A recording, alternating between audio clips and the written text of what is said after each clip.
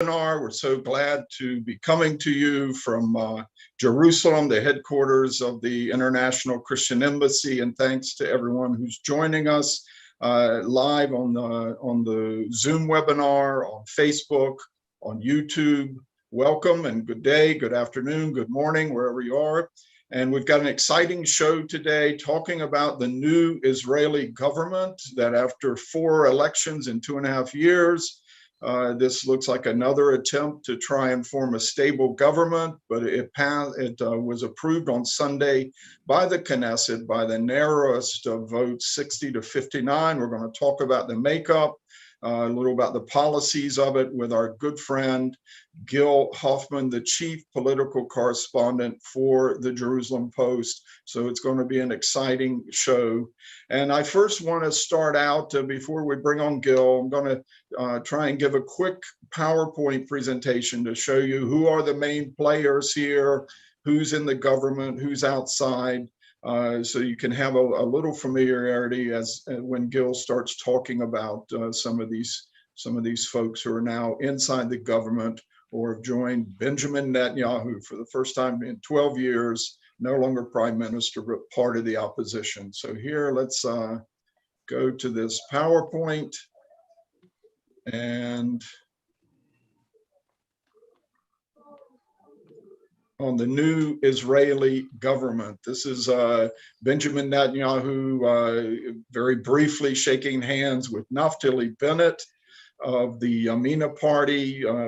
Naftali Bennett used to be like his chief of staff, was within the Likud camp, an aide to Netanyahu, but now he leads a fellow right-wing party, but has joined a whole broad coalition of different parties, 8 parties in all, to form a new government.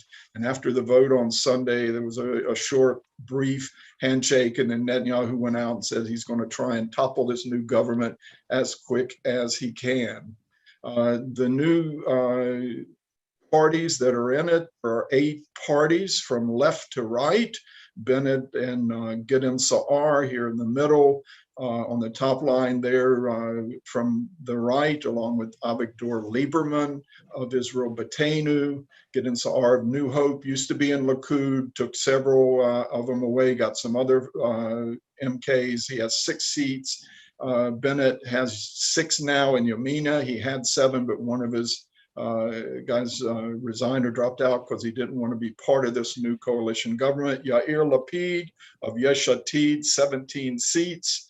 This is Nitzan Horowitz of Meretz, far left, 6 seats. Benny Gantz, blue and white, former IDF chief of staff, considered centrist, 8 seats.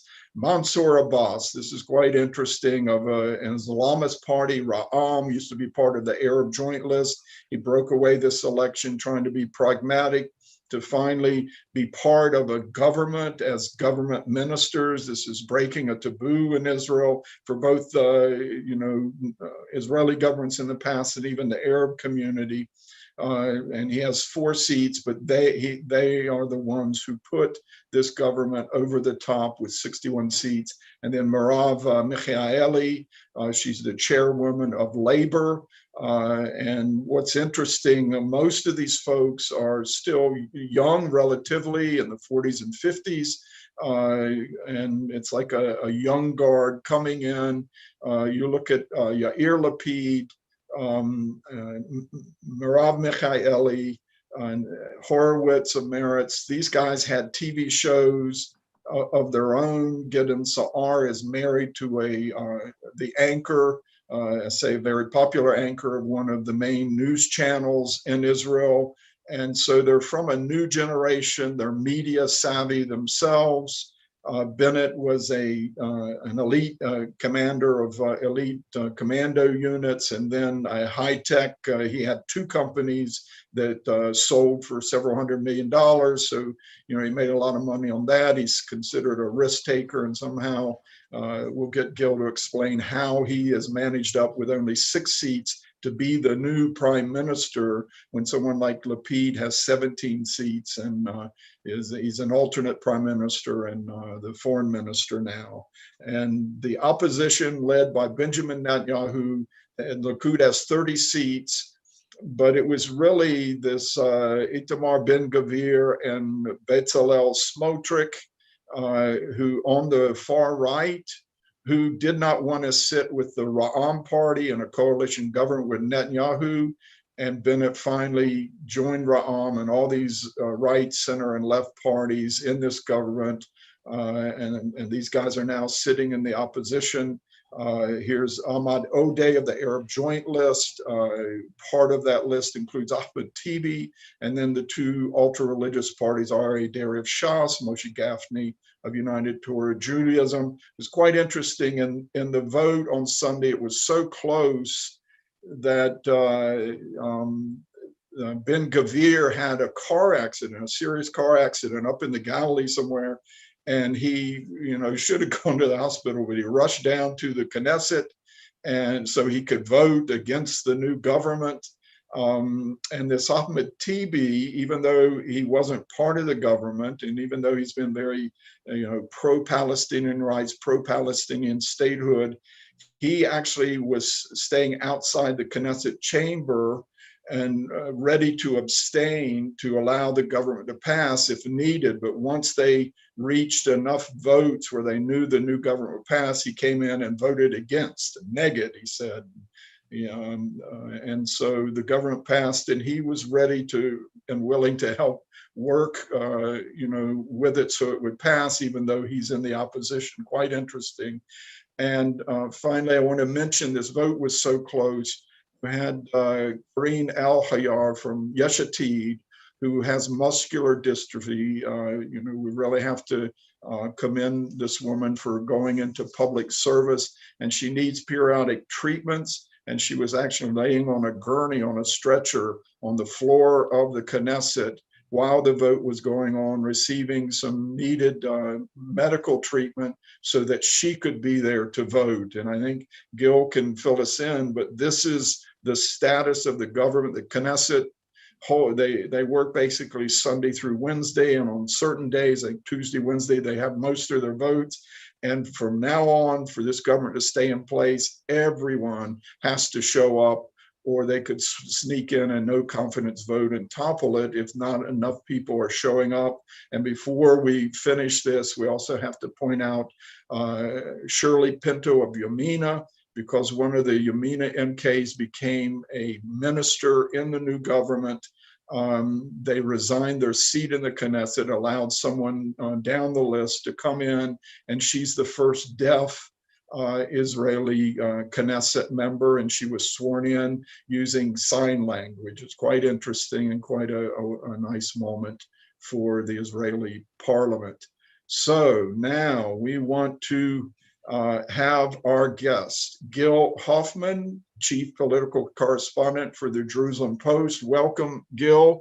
I get the question all the time, whether you're related to Dustin Hoffman. Any relation? I don't think so.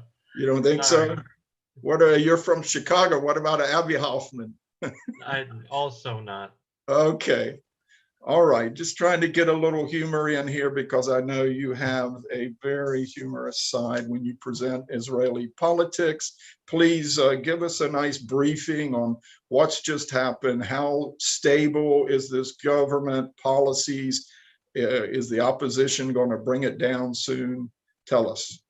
Thank you so much, David. And David is related to that guy in the song "Let It Snow," Parson Brown.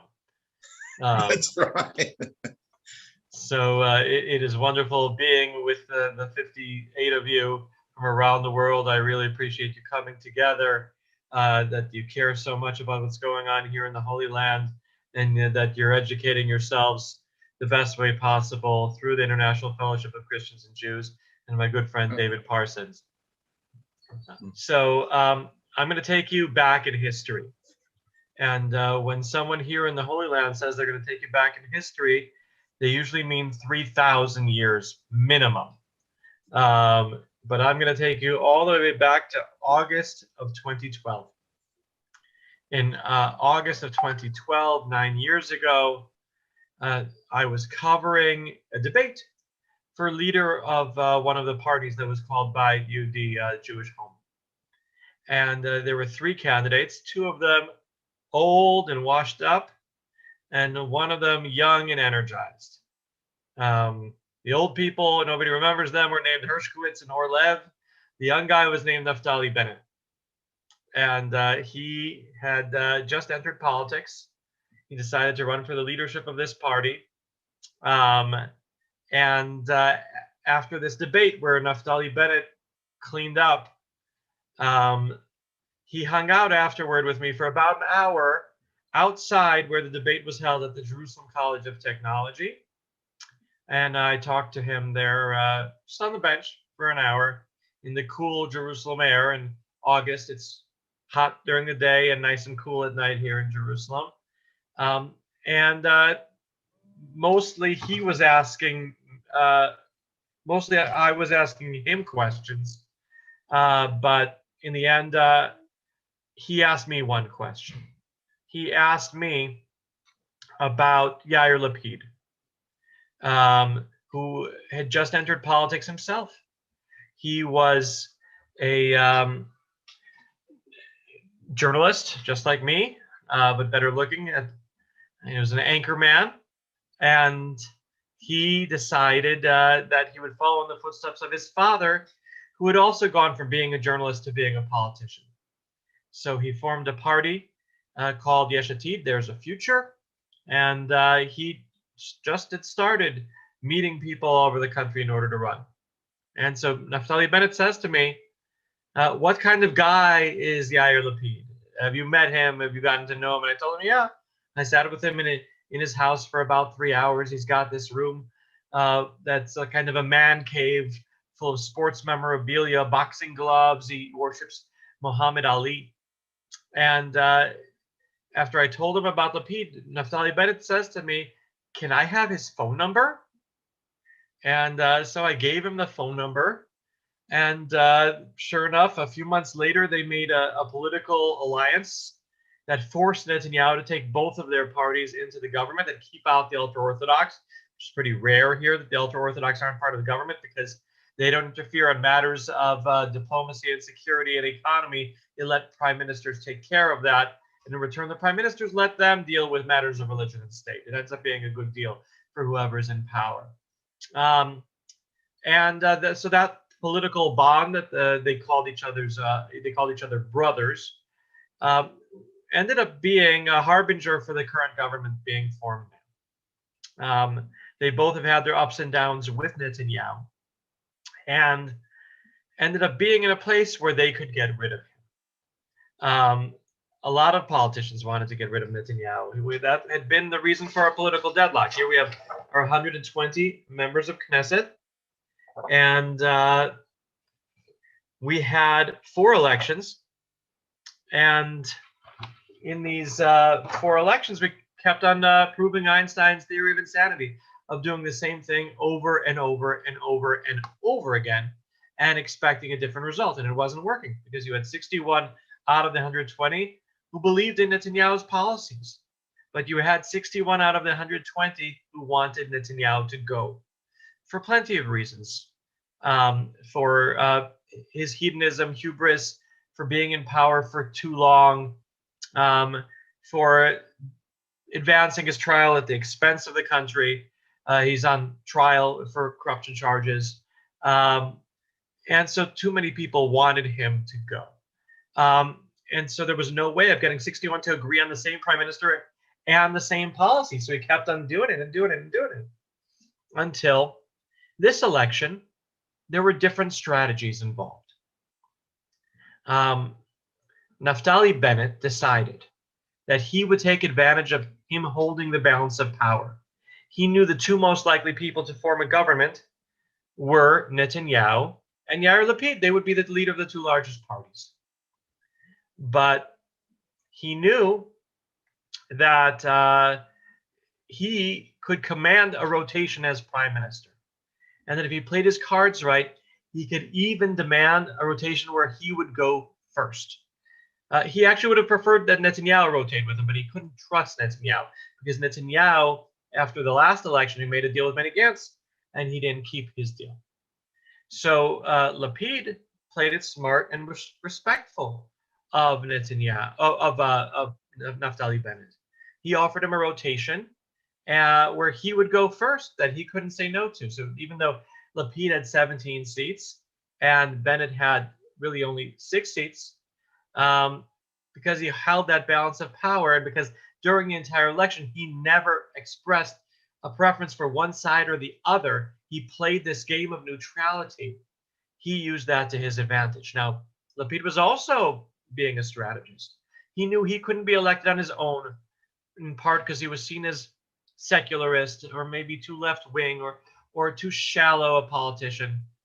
He knew that if he would make a bond with Bennett, that he could get to be prime minister in the second half of a rotation. Both of them are very smart strategists. George Birnbaum is the strategist for Naftali Bennett. He's the protege of Arthur Finkelstein, worked all around the world. Mark Mellman is the strategist for Lapid, brilliant guy. And he decided that self-sacrifice was the key to coming to power, and also diversity. 8 parties have joined this government. You've got right wing, left wing, and center together.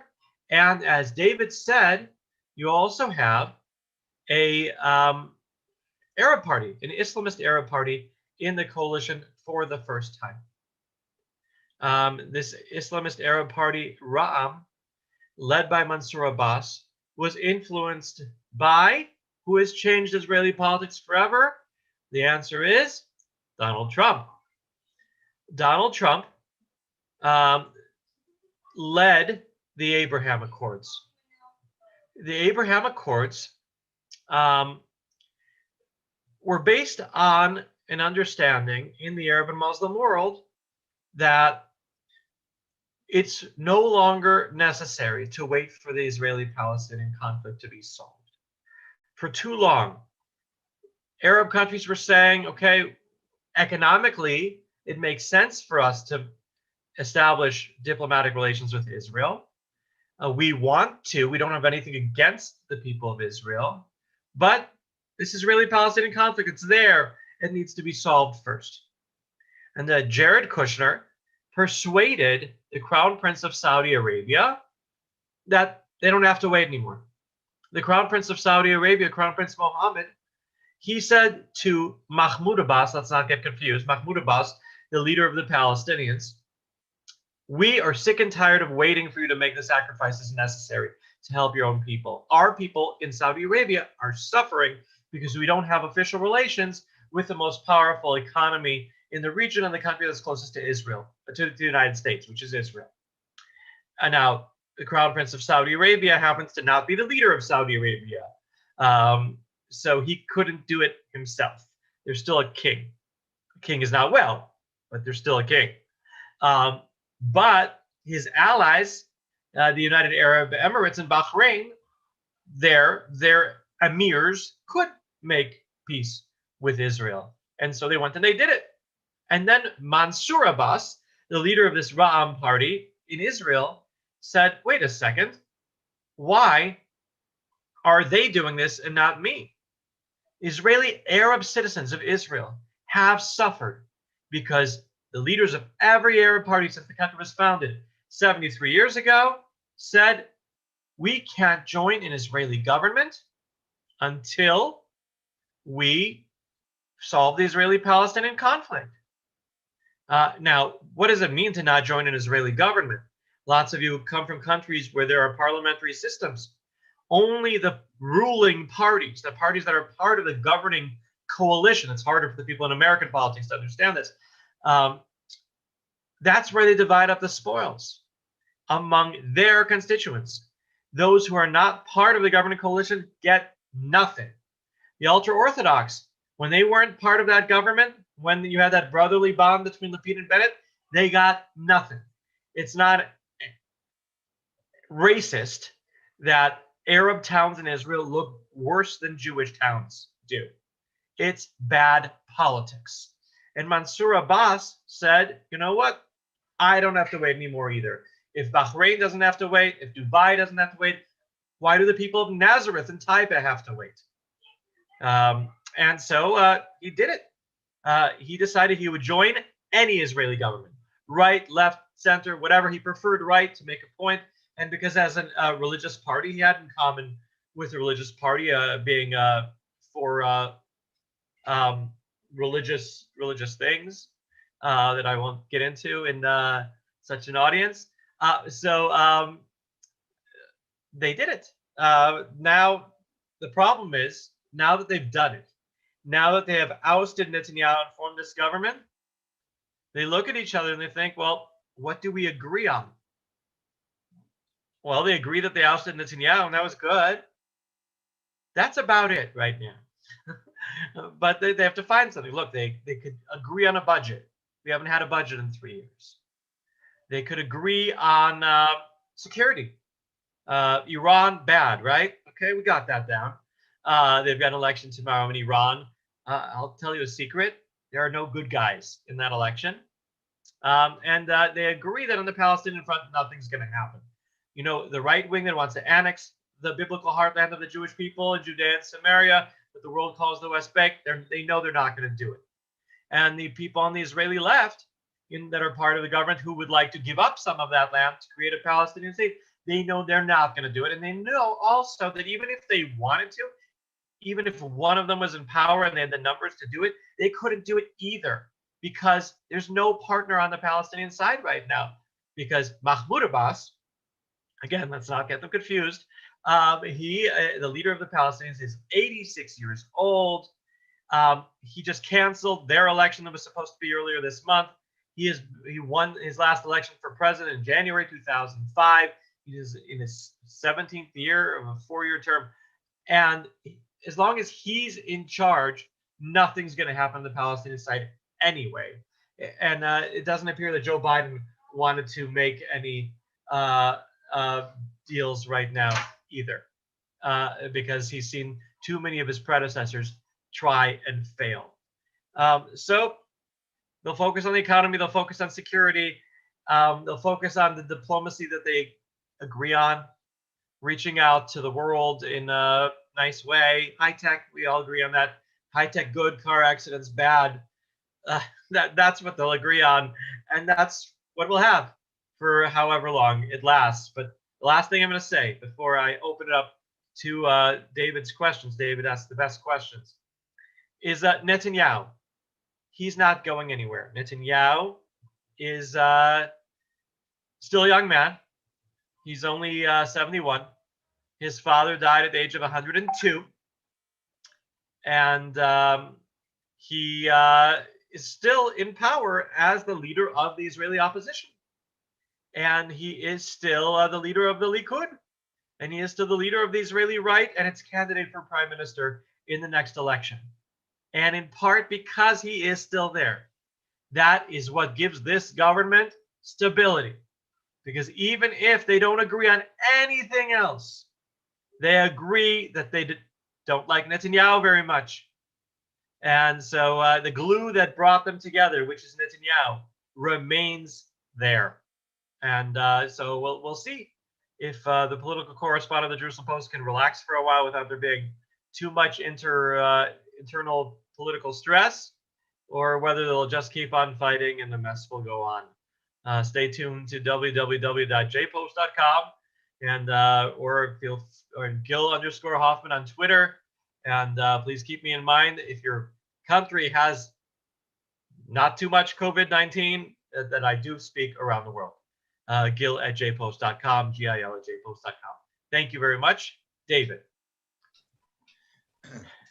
Thank you, Gil. It's great to have your analysis and your understanding of where we are. I tell you, Sunday, if you were just looking in, didn't know the Knesset that well or Israel so well, that parliament session before the vote was pretty fiery. A lot of you, have you ever seen it that bad? I mean, it had to be a rank up there with one of the people getting kicked out because they're just shouting and shouting, interrupting. Yes, this is not Congress here. In Congress, they speak very politely. I yield the floor to the gentleman from Idaho, they said. It's gotten a Well, little nastier, but there used to be fist fights on the floor of the House and Senate years ago, even duels. uh, okay. Yeah, yeah, Yeah, I heard about the Hamilton. Okay. yeah, Um, in Britain, I know that they've thrown chairs at their colleagues. yes. Italy, you see all these really violent things break out. Look, there was no violence. There was no physical. Keep in mind, David, everything's relative here. People were expected there to be pitchforks and like Viking hats burning down the Knesset.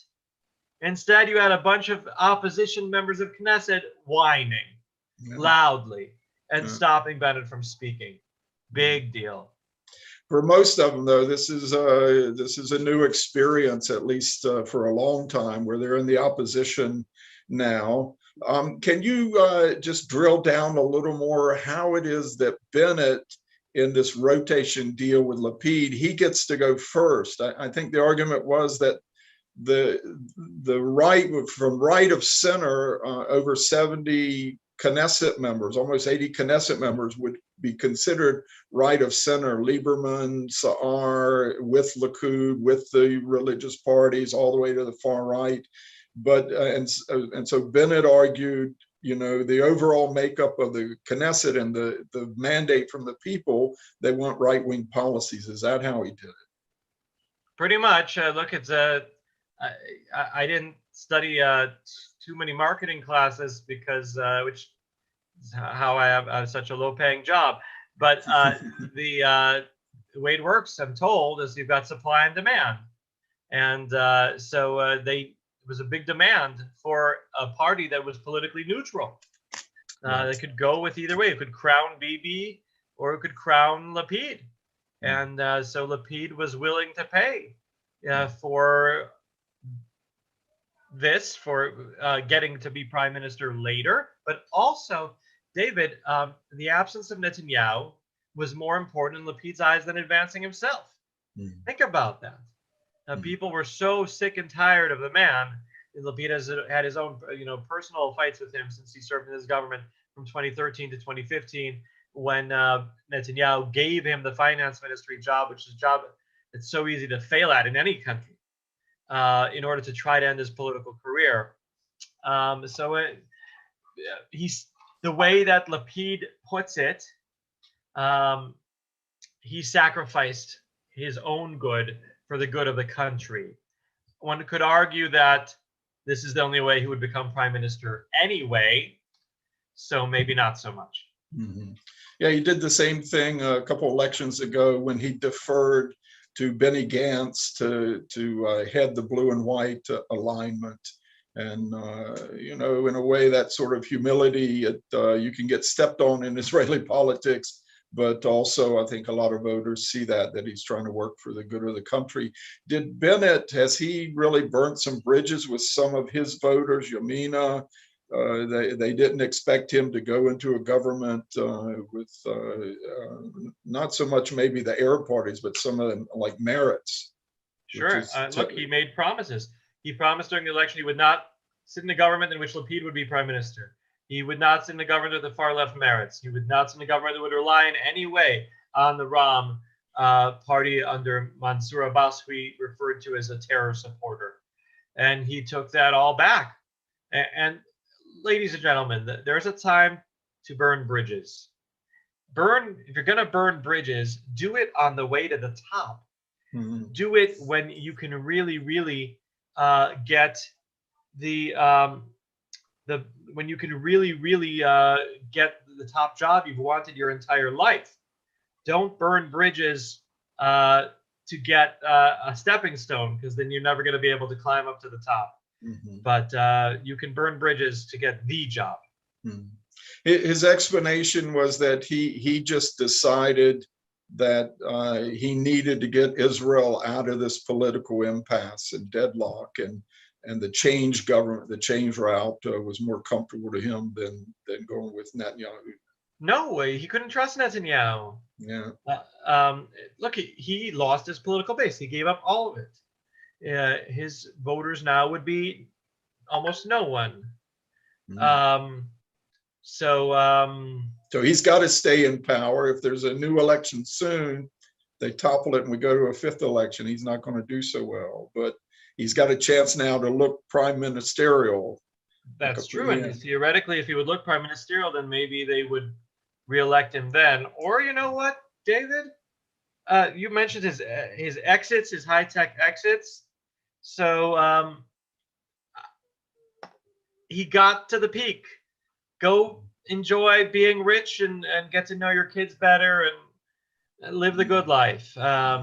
He might very well even do that in 2 years. And I'll tell you why 2 years, okay? August 27th, 2023 is your changeover to Lapid coming to power. Well, he could keep his promise.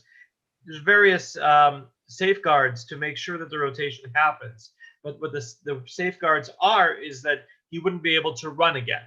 Mm-hmm. Well, why not already do it that you won't be able to run again? Fine, leave politics, leave Ayelet Shaked in charge of the party.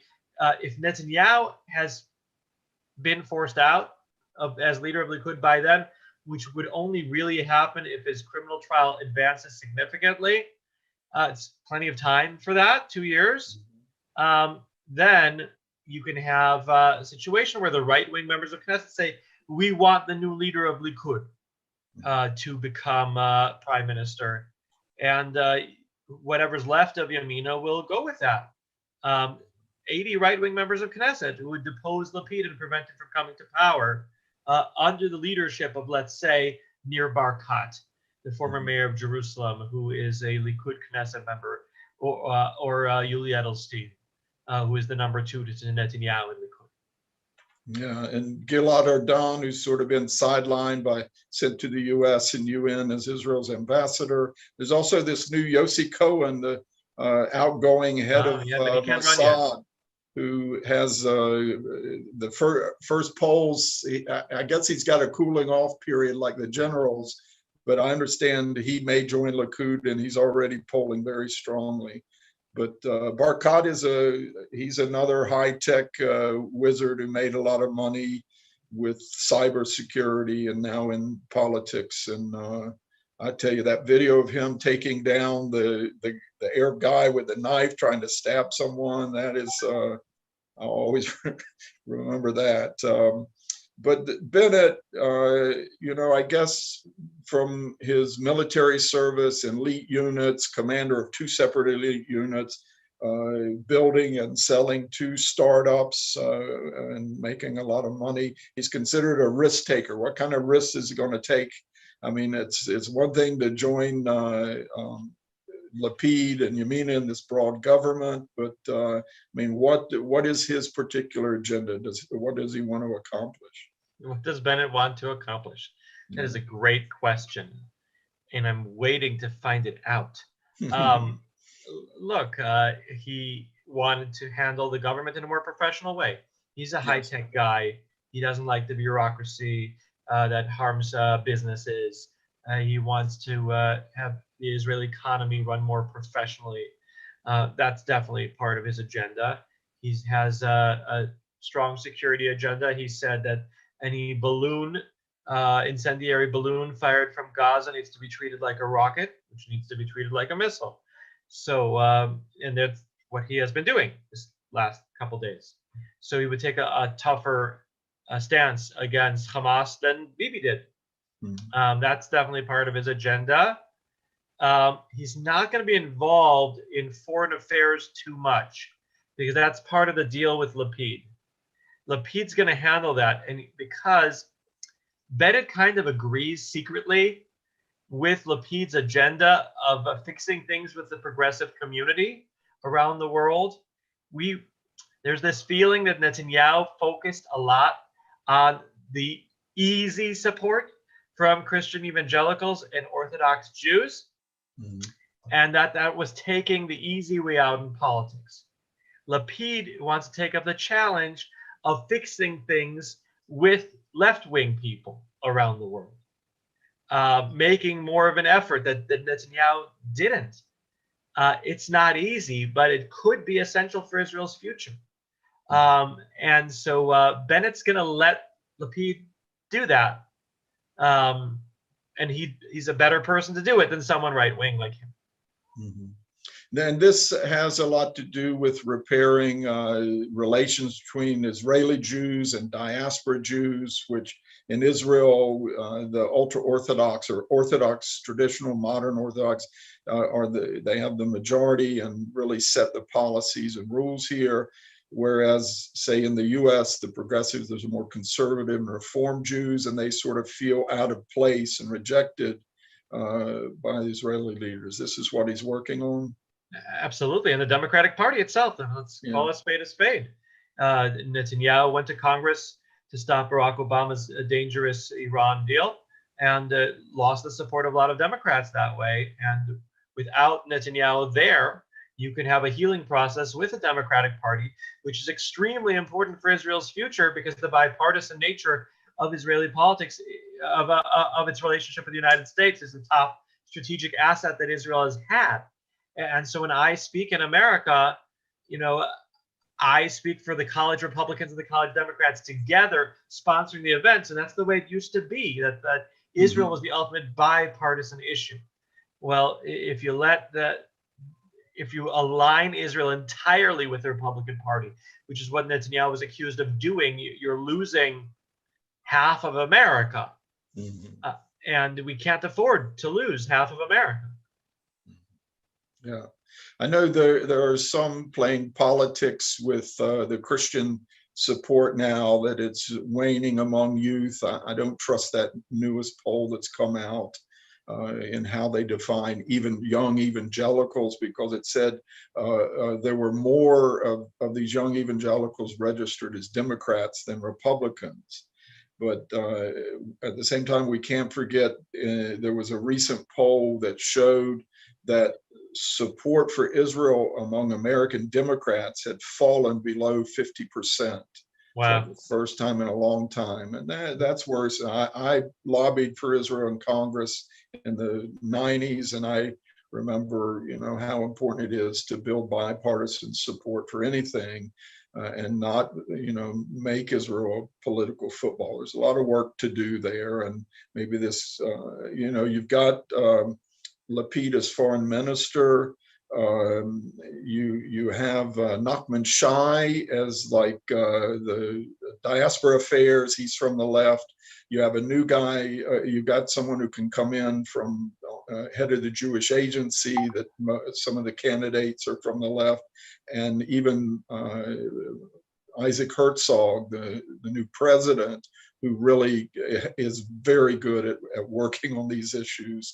He grew up, his grandfather was chief rabbi of Israel. He has a religious side to him, but also was on the left side of Israeli politics. So they'll all be working on improving relations with the Democratic Party and with the progressive American Jews, who are the most secular people in the United States, according to the polls. Yeah. And also the chairman of the Knesset Diaspora Affairs Committee is Yair Golan from Meretz. So even more so to the left. Okay. While we're talking on this subject, there was this matter of a well-known Christian figure who was trying to very vocally and in not the nicest language, trying to coax or goad some of the Yamina and other MKs on the right not to join Bennett in this right-wing government, to stick with Bibi. And it raises the question of Christian support and how much can Christians interfere in Israeli politics. And I think this, really touches on an even bigger subject, Gil, which is all the outside interference, whether it's diaspora Jews or the UN or the EU or the US government, all dictating to Israel what to do, all kinds of funding from outside the country coming into politics. Is this going to get fixed here? And how do Israelis react to that, respond to outside interference in their political affairs? We don't like it. We like to govern by ourselves and not have too many people tell us what to do. We like to have friends, and friends don't tell friends what to do. I hope that they'll have more alliances and fewer demanding kinds of friends eh, from either side. So yes, there was definitely controversy with a Christian leader who told the people of Israel that they were making a mistake. That's his opinion. I don't think he represents the evangelical community in any way. I know that you bless Israel because God said to bless Israel. It doesn't matter who's in power over here, and that's the beauty of our relationship. It's a relationship of respect, and I know that relationship of respect will only deepen. Yeah, the International Christian Embassy has been here in Jerusalem for 40 years.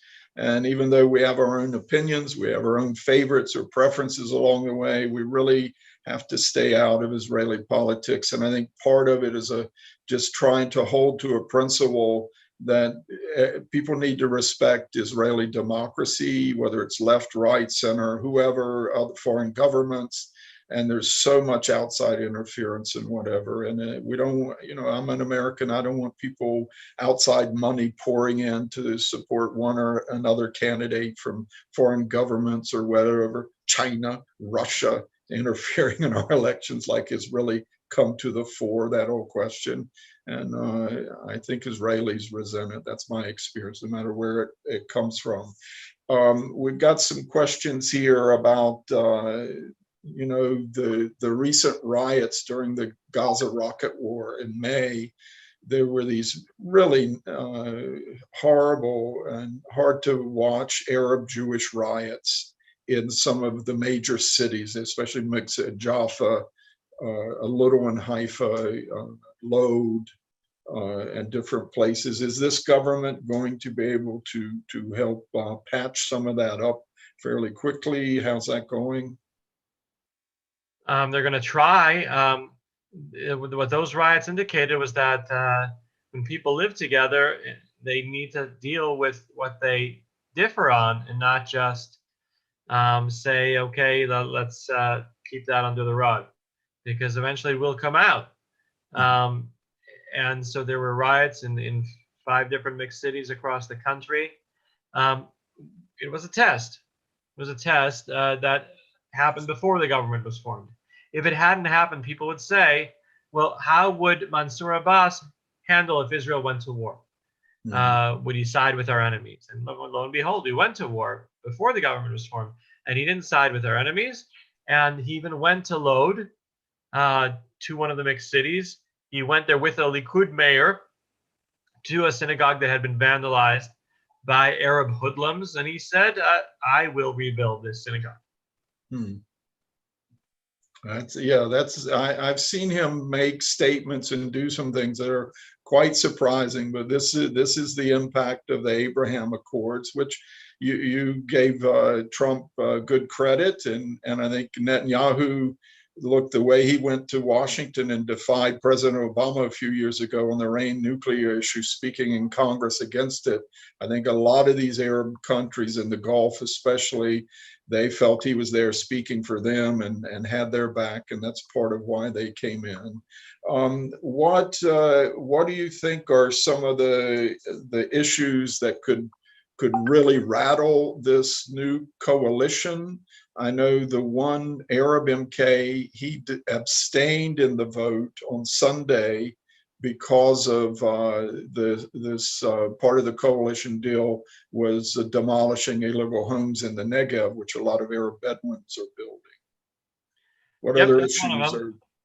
Yeah. They can indeed fight over the Bedouin issue, where one of the power bases of the Ram party is among Bedouins in the Negev, and if you demolish houses there rather than recognize villages that really encroached on, maybe even stole land, then they won't vote with you. And when you have one vote majority, anything can happen.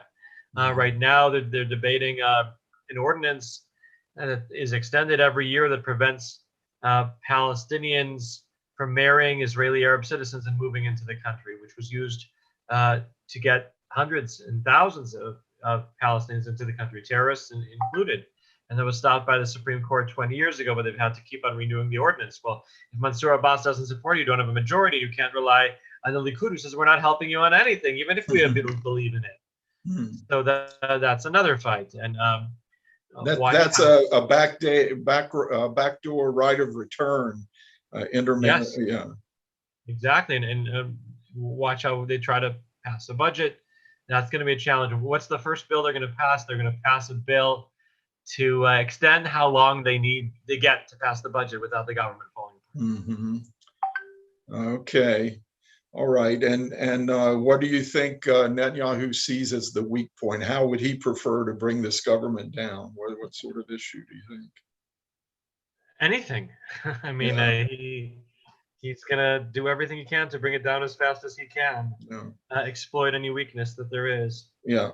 And this whole thing of Bennett in a party with the Arabs, in a coalition with the Arabs, it was actually Netanyahu who sort of broached this and actually made, can you confirm he was actually making even better promises to Ra'am and yes, Mansour Abbas? He wanted to form a government with Ra'am. He needed them, and it's Smotrich, the religious Zionist party in the far right, prevented him. So he legitimized it, and there's a lot in Likud who say it was the far right who are to blame for the right not being in power now. Indeed. Okay.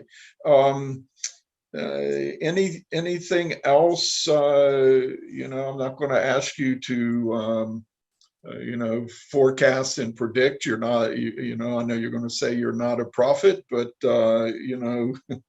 how long is this government going to last, Gil? I would say a couple years. You think so?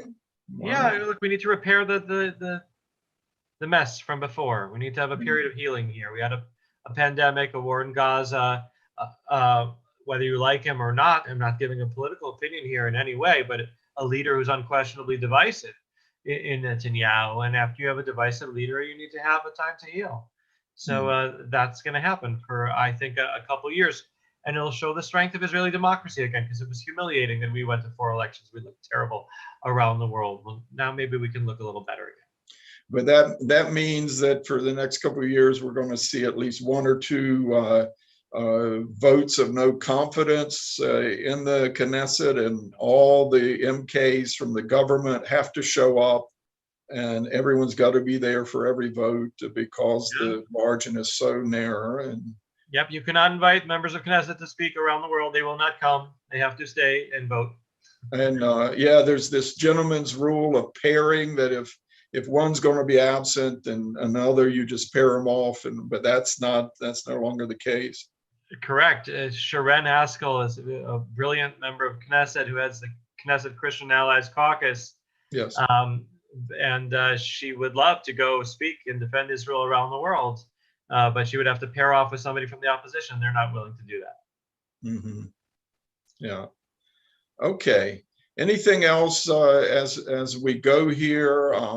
I know personally, Gil, I've watched these 4 elections as a polling station right across the street from my home, and I've watched Israelis. I always go out and just talk to a few people and watch them get in line and vote. And I think this has been befuddling and really frustrating for Israelis, and somewhat mystifying that all these elections have been so close, and this one, the impasse is still really not over. That it's 1 or 2 seats, 1 or 2 votes in the Knesset. That's what we're in. 1 MK could get, a Volvo and a driver to be a deputy minister in the new Likud-led government or whatever, and there it goes. And I think we Christians need to be praying that there'll be a stable and successful government here, no matter who is heading it, no matter how much we love and respect Netanyahu. I think that's a whole nother webinar that will put some people together to talk about his legacy so far, which we really need to honor. But I see that a lot of Israeli people, and you'd have to say maybe the majority, are ready to move on and let this younger generation govern now. It's a busy time for you covering it all, but you do it so well, and thanks for all the explanations. Thank you. My pleasure. I appreciate your request to these wonderful 71 people to pray for We have stability. people on Facebook Live, and we have people on YouTube also watching. We have a group of Hebrew U students, about 30 of them in our assembly hall right now. They're watching us live. So you're impressing young, and they're mainly Jewish students here in their minds. They're watching. And Okay. then it'll play all weekend, and we'll get thousands of viewers. We get a lot of viewers as we promote. Thank you to all of you for being a part of this. Thank you. It's Bye-bye. always great to have you and your time. And God bless to Mayan and all the kids. Thank you. Bye-bye. All right. Shalom. Okay. It's great to have Gil Hoffman again. He stays very busy following Israeli politics. It's been a very busy week starting out on Sunday with the vote in the Knesset, and at least the government has survived this first week in office. And we'll have to keep monitoring it, but hopefully, nothing too stirring or whatever, that we got to come and bring Gil back and say what's going on here one more time. But always great insights from him, and he does very well speaking before church groups around the world. I think he has now spoken in all 50 U.S. states.